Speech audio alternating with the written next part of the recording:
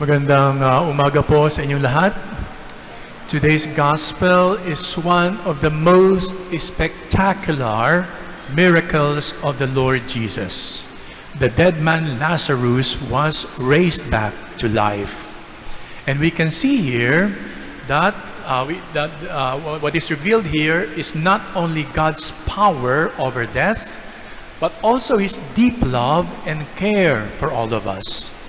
This miracle is spectacular because hindi lang simpleng patay si Lazarus. Sabi rito, 4 na araw ng patay si Lazarus. And yet, Jesus raised him back to life. But here's the thing. In this big miracle of the Lord Jesus, we can see here the participation of people in the miracle. Jesus did not act alone. Merong cooperation yung mga tao. At 4 yung babanggitin ko na nag-cooperate sa miracle. Martha, Mary, the sisters of Lazarus, the community, and Lazarus himself. Gusto niyong malaman kung paano nag-participate sa milagro si Lazarus? Yes or no? Kunin ko na lang isang commentary, papabasa ko na lang sa inyo. Here's the thing. First, Martha. When Martha saw the Lord Jesus, sabi niya, Lord, if you had been here, my brother would have not died. Lord, kung nandito ka sana, hindi sana namatay yung aking kapatid na si Lazarus. Understandable po yun. Mukhang may tampo si Martha dito. Kasi sinabihan na si Jesus na deeply ill si Lazarus, and Jesus waited for 2 days pa bago nag-umpisa siyang maglakad papunta sa bahay ni na Lazaro. At nang dumating siya doon sa bahay ni na Lazaro, 4 days ng patay. 4 days ng patay. No? Kumbaga parang sinasabi ni Martha, wala kang urgency, Jesus, when you heard the news that my brother was deeply ill. You waited for 2 days before you started traveling to our place. And by then, when you arrive, my brother Lazarus has been dead for 4 days. Yet, kahit may tampo, may karugtong na statement si Martha. Sabi niya, but even now, I know that God will give you whatever you ask of Him.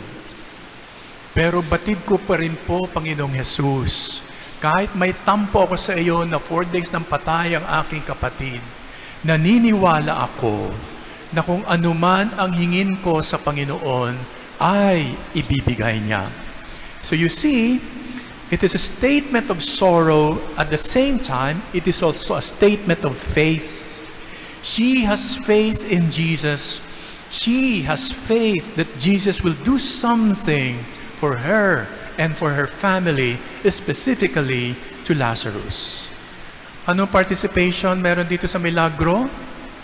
Faith is one essential component in God's miracle to happen in our lives. Pananampalataya. Pangalawa, si Mary. We see Mary's sorrow and lamentation. She wept at the loss of her brother Lazarus and was deeply grieved. But when Jesus arrived, she fell at His feet, knowing that He could bring Lazarus back to life. Her weeping, her sorrow, her deepest need were presented to the Lord Jesus. Her willingness to turn to Jesus in her sorrow is a sign of her faith and trust in Him. Anong klaseng elemento meron sa milagro ng Diyos para tayo mag-participate? We present our sorrows, we present our needs, coupled with our trust in Him, that He will take care of us. Ang participation natin sa milagro ng Diyos ay yung talagang honestly, we present to Him what we need. Pangatlo, participation ng community.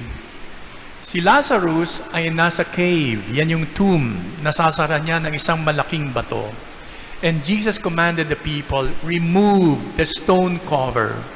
And the people who were there in the tomb removed the stone. They did something simple but necessary para si Lazarus ay makalabas sa libingan. Di ba? Practical lang naman. O sige, muling nabuhay si Lazarus. Pero kung nakatakip pa yung puntod, hindi siya makakalabas. So in other words, the community participated by making way, making possible for Lazarus's full healing. Ibig sabihin, huwag tayong maging hadlang. Huwag tayong maging obstacle sa milagrong magaganap para sa ibang tao. At kahit sa sarili nating buhay, huwag nating hahadlagan ang milagrong balak ng Diyos para sa ating buhay. Last, Lazarus himself. Jesus commanded the dead Lazarus to come out. And Lazarus did. The Lord asked him to help himself. Rise up, Lazarus. And Lazarus rose. So, ibig sabihin, sa milagro ng Panginoon sa ating buhay, meron din tayong personal participation. And Lazarus did that. All of these people cooperated with God's miracle. And in doing so, they were able to witness the power and love of God in action. They trusted in Jesus' power and ability to perform the impossible. And they allowed Him to work in their lives in miraculous ways. Mga kapatid, ganito rin ho sa buhay natin. Hindi lang tayo dapat nanonood ng himala.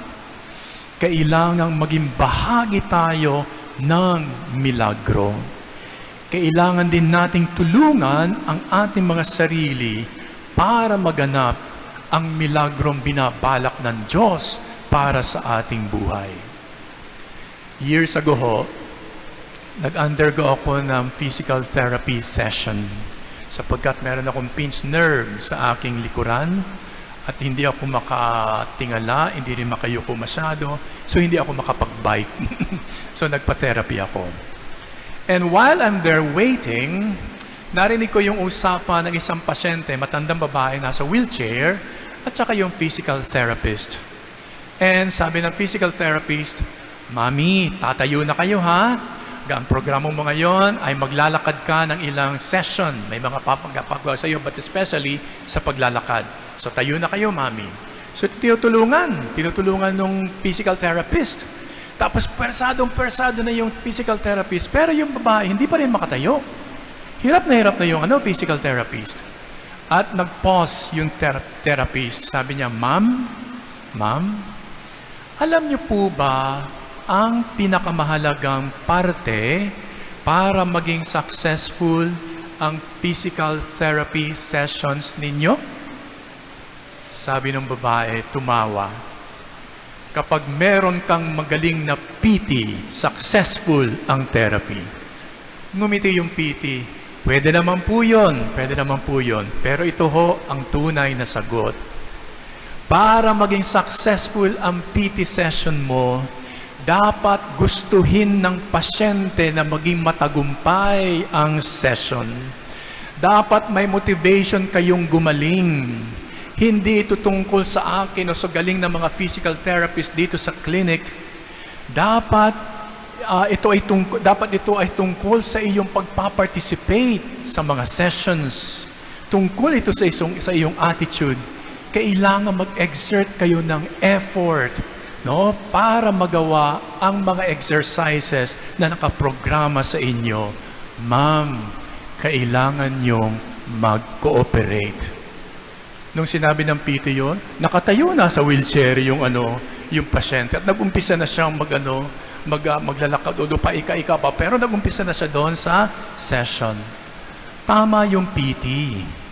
If that woman doesn't want to cooperate, doesn't have the desire and motivation to succeed, walang mangyayari sa kanyang therapy sessions.